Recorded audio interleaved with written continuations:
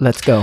নমস্কার বন্ধুরা, welcome to আরকে sports. আশা করি তোমরা সবাই সুস্থ ও ভালো আছো। তো এই ভিডিওতে দারুণ খুশির খবর শেয়ার করা রয়েছে আইএসএল নিয়ে।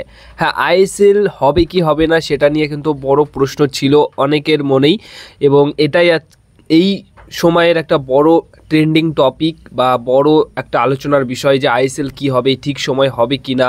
অনেকেই এটা নিয়ে আপডেট জানতে চাও। তো এটা নিয়ে কিন্তু গতকাল রাতেই মার্কোস একটা বড় সড়ো আপডেট শেয়ার করেছে।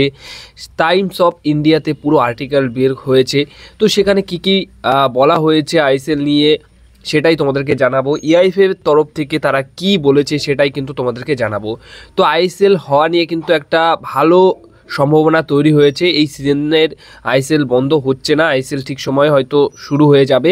এআইএফএফ কিন্তু আইএসএলের জন্য নতুন ভিশন সেট করেছে। নতুন ভিশন যেরকম ইন্ডিয়ান ফুটবলের ওয়ার্ল্ড কাপ খেলা নিয়ে একটা ভিশন রয়েছে, সেট রয়েছে 2047 সাল। তো সেই রকমই একটা ভীষণ আইএসএল নিয়ে সেট করে রেখেছে বা সেট করেছে আর কি, সেরকম আর কি প্রস্তাব দিয়েছে এআইএফএফের। সেই আইএসএল ভিশন 2026 সাল থেকে 2035 সাল অবধি নতুন এমআরএ চুক্তি করা হবে। মানে যে চুক্তিটা এই বছরের ডিসেম্বর মাসে শেষ হয়ে যাচ্ছে, সেই চুক্তি নবীকরণ করা হবে 10 বছরের জন্য। আগামী 10 বছরের জন্য সেটা মোটামুটি চুক্তিটা নবীকরণ করা হবে। এবং আইএসএল এর নতুন ভিশন সেট করেছে। সেই নতুন ভিশনের মধ্যে 3-4টে পয়েন্ট রয়েছে। যেরকম প্রথম পয়েন্টটা রয়েছে যে আগামী 10 বছরের জন্য নির্দিষ্ট ক্যালেন্ডার অনুযায়ী নির্দিষ্ট উইন্ডোতে আর কি আইএসএল পরিচালনা হবে এবং আইএসএল চালানো হবে, আইএসএল ঠিক সময় শুরু হবে। এটা প্রথম পয়েন্ট। দ্বিতীয় পয়েন্ট হচ্ছে প্রমোশন এবং রেলিগেশন। এটা নিয়ে কিন্তু আপাতত কোনো রকম সিদ্ধান্ত নেওয়া হয়নি যে প্রমোশন রেলিগেশন থাকবে কি থাকবে না। কারণ পরের পয়েন্টটা যেটা বলবো সেটা শুনলেই তোমরা বুঝতে পারবে যে প্রমোশন রেলিগেশন নিয়ে কেন এখনই সিদ্ধান্ত নেয়নি। এটা নিয়ে আলোচনা হবে, পরবর্তী সময় কোনো না কোনো আপডেট আসবে, তখন জানানো হবে। 3 নম্বর পয়েন্টটা খুবই ইম্পর্টেন্ট পয়েন্ট যেটা রাখা হয়েছে, সেটা হচ্ছে এএফসির স্লট। এএফসির যে টুর্নামেন্ট থাকে যেখানে ACL2 খেলে, তারপরে এএফসি চ্যাম্পিয়ন্স লিগ রয়েছে। তো এই সমস্ত টুর্নামেন্টের জন্য আইএসএল চ্যাম্পিয়ন দল এবং আই লিগ থেকে একটা চ্যাম্পিয়ন দল দুটি স্লট পাবে দুটি লিগ থেকে, আর দুটি দলই খেলতে পারবে এএফসির টুর্নামেন্টে, এএফসি স্লট পাবে। এই 3 নম্বর পয়েন্টটাই কিন্তু একটা গুরুত্বপূর্ণ পয়েন্ট, যার কারণেই হয়তো প্রমোশন রেলিগেশন নিয়ে কিন্তু এখন অবধি কোনো রকম সিদ্ধান্ত নেয়নি বা আলোচনা পরে করবে। কারণ যেহেতু আই লিগ জয়ী দল যদি এএফসি স্লট পায় তাহলে তো সেখানে একটা বড়সড় ব্যাপার রয়েছে আই লিগের টিমের জন্য। কারণ তারাও তখন আরও খুব ভালো করে দল তৈরি করবে বা শক্তিশালী দল তৈরি করবে। যেহেতু তাদের যদি এএফসি স্লট পায় তারা, তাহলে তো সেখানে খেলার জন্য ভালো দল তৈরি করতেই হবে।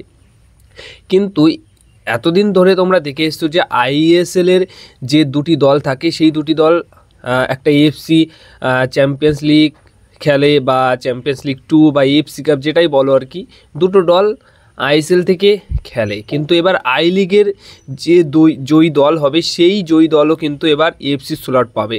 নতুন একটা পয়েন্ট, ভীষণ গুরুত্বপূর্ণ একটা পয়েন্ট কিন্তু তুলে ধরেছে এই আইএসএলের নতুন ভিশনে। হ্যাঁ, আইএসএল চ্যাম্পিয়ন দল এবং আই লিগ চ্যাম্পিয়ন দল দুটি দল আই লিগ এবং আইএসএল থেকে ইএফসি খেলার সুযোগ পাবে।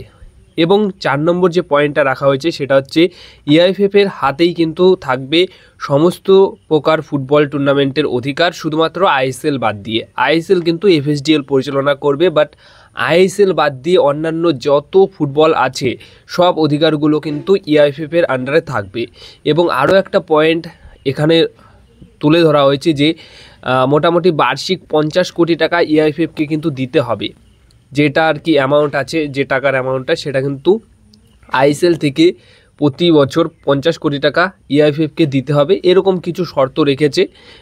কিন্তু সবথেকে বড় একটা ইন্টারেস্টিং শর্ত বা ইন্টারেস্টিং একটা টপিক যেটা হচ্ছে আইএসএল চ্যাম্পিয়ন ঠিক আছে ইএফসি স্লট খেলবে, আইএসএলের সেকেন্ড দল এএফসি স্লট পাবে, এতদিন ধরে আমরা এটাই দেখে এসেছি। কিন্তু আই লিগ জয়ী দলও এবার ইএফসি স্লট পাবে। তো এই পয়েন্টটা নিয়ে তোমাদের কি মতামত রয়েছে? এই যে গুরুত্বপূর্ণ বিষয়টা যে আই লিগ বা আইএসএল থেকে দুটি দলই আর কি এএফসি স্লট পাবে, এটা নিয়ে তোমাদের কি মতামত? এটা কি ঠিক সিদ্ধান্ত এআইএফএফের? এটা নিয়ে তোমাদের মতামত কিন্তু অবশ্যই জানিও। তো এইরকমই আর কি ভিশন সেট করেছে। এখন দেখা যাক যে এফএসডিএল এই ভিশনে কতটা আর কি রাজি হয়। এফএসডিএলও কিন্তু তাদের প্রস্তাব দিয়ে রেখেছে, এবার এআইএফএফও প্রস্তাব দিল। এবার দুই পক্ষের মধ্যে কোনো না কোনো কিছু বাদ দিয়ে বা কিছু অ্যাড করে আর কি সমাধান করে আর কি আইএসএল শুরু হয়ে যাবে এবং নতুন এমআরএ চুক্তি নবীকরণ করা হবে। আর এআইএফএফ কিন্তু এখন নতুন এমআরএ চুক্তি করার জন্য তৈরি রয়েছে, শুধুমাত্র একটাই জায়গায় পিছিয়ে রয়েছে, সেটা হচ্ছে সুপ্রিম কোর্টের যতক্ষণ না অর্ডার আসছে ততক্ষণ কিন্তু এমআরএ চুক্তি হবে না। তাই সুপ্রিম কোর্টের অর্ডার অবশ্যই হয়তো আগামী সপ্তাহে কোনো না কোনো আপডেট আসতে পারে এটা নিয়ে। তো দেখা যাক শেষ অবধি কী হয়। কিন্তু হ্যাঁ, আইএসএল শুরু হওয়ার সম্ভাবনা কিন্তু এখন প্রবল দেখা দিচ্ছে। এআইএফএফ কিন্তু রাজি হয়েছে মোটামুটি, কিন্তু তাদের কিছু শর্ত, একটু অন্যরকম শর্ত, অন্য কিছু পয়েন্ট কিন্তু এই যে তুলে ধরেছি যেটা তোমাদেরকে বললাম।